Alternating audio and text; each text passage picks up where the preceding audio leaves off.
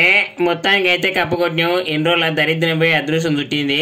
ఇక కప్పు మా టీం వాళ్ళు చేసిన పూజలు వరించినాయి. ఇక కోరికలు నెరవేరినాయి. ఇక ఓడిపోయి మ్యాచ్ గెలిచినాం. ఇక అంతా మల్లన్న దయ.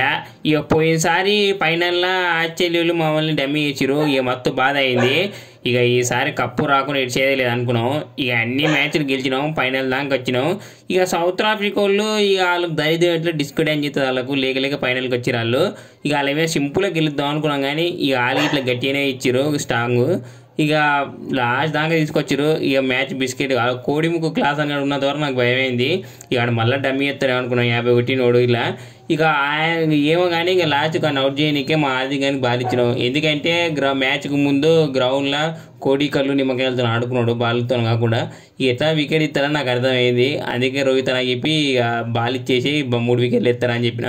ఇక అట్టే 3 వికెట్లు వేసిండు. ఇక మ్యాచ్ అయితే లాస్ట్ దాకా తీసుకొచ్చిండు, గెలిచినాం. ఇంకా అందరికి గుడ్ బై. ఇక ఇదే నా లాస్ట్ మ్యాచ్. ఇంకా రిటైర్మెంట్ తీసుకుంటున్నా.